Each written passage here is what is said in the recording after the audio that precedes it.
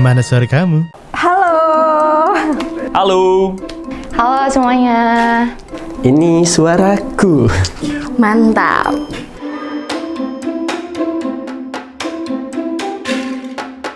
Oke, aku Ahmes dari Agribisnis Angkatan 55. Halo, kenalin, nama gue Ahmad Syarif dari jurusan Matematika Angkatan 55. Halo semua, kenalin nama gue Nisrin dari Ekonomi Sumber Lingkungan Angkatan 56. Oke, halo semuanya. Kenalin, gue Rahul Malik Fajri, biasa dipanggil Rahul. Gue dari jurusan Teknologi dan Manajemen Perikanan Tangkap Angkatan 55. Gue Rati Putri Ainingtyas dari jurusan Agribisnis Angkatan 56.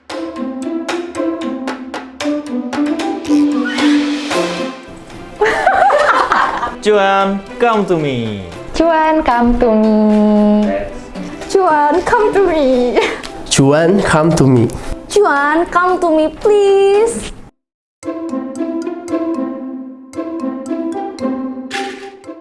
Kalau buat sekarang aku cuma pengen kerja itu emang hasilin uang sih, karena kayak harus mandiri kan, nggak masa harus terus-terusan dibiayain sama orang tua gitu ya, udah cukup jadi beban orang tua kayak gitu. Terus aku jujur nggak pengen kerja lama-lama sih, makanya nggak yang pengen jadi PNS atau apa gitu-gitu kan, pengen kerja-kerja aja, habis itu nikah lah ya, kan perempuan nih, nikah lah ya, nanti dibiayain sama suami.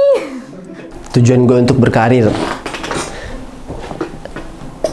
Kalau dunia mungkin uang. Kalau selain dunia? Kalau untuk tabung akhirat itu adalah ibadah. Mungkin lebih yang pertama itu aktualisasi diri sih, kayak meningkatkan diri, kayak ya udah peningkatan diri gitu, berkarir, jadi lu lebih mengembangkan diri dengan berkarir itu menurut gue ya. Jadi dengan apapun yang lu lakuin itu artinya lu progres dengan diri lu. Dan yang kedua ya, apalagi selain cuan.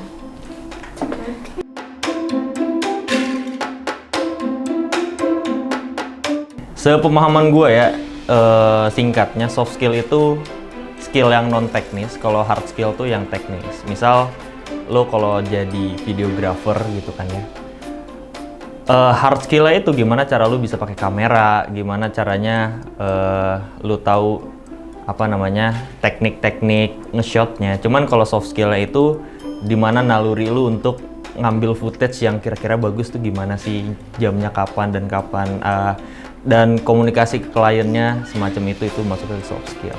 Menurut gue itu penting sih, udah pasti penting ya dalam berkarir, dan itu memang nggak bisa lu hanya fokus satu doang soft skill ataupun lu fokus doang satu hard skill gitu. Jadi lu emang harus bisa mengkombinasikan antara kemampuan soft skill dan hard skillnya. Kalau misalnya soft skill kan lebih ke dari perilaku gitu ya.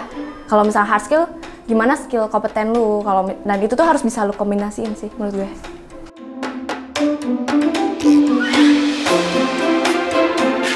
Skill yang perlu kita siapkan untuk berkarir ke depan ya. Mungkin yang pertama itu adalah kalau sebagai menjadi seorang dosen, kemampuan berkomunikasi yang bagus. Setelah itu, kemampuan dalam, gue nggak tahu lagi sih kemampuan dalam apa ya.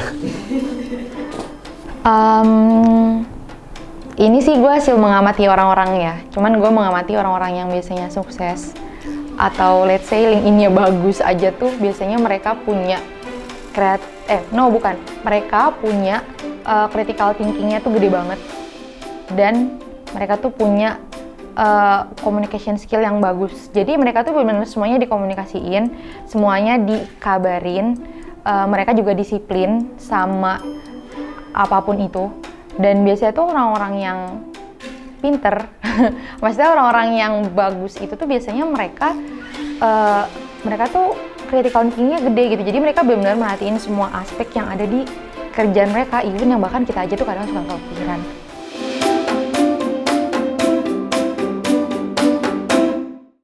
Ya, karena gue orangnya insecurean ya, jadi akhir-akhir ini gue mengikuti apapun itu yang bisa gue ikuti ya. Mulai dari mungkin ikut course, sertifikasi, ataupun baca-baca buku dan yang lainnya gitu.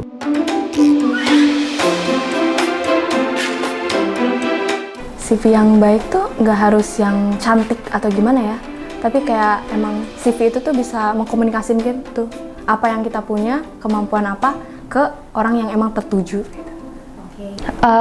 Jujur, karena mungkin gue juga bukan praktisi di bidang human resource atau di bidang talent acquisition, jadi gue nggak sebenarnya kurang tahu apa kayak gimana CV yang bagus.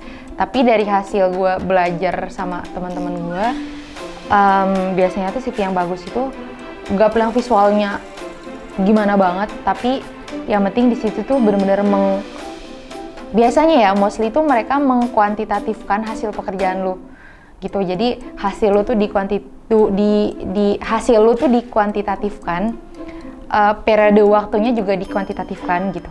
Jadi kalau dari situ kan akhirnya ada indikator yang jelas kan, lu udah achieve berapa dalam jangka waktu berapa, terus cakupannya juga misalkan berapa orang atau berapa mitra, berapa perusahaan kayak gitu kan jadinya jelas.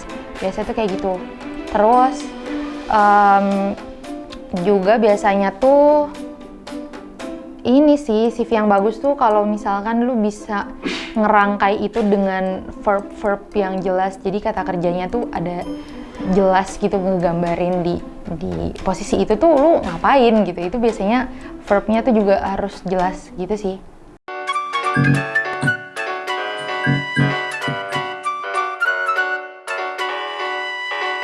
Mana suara kamu?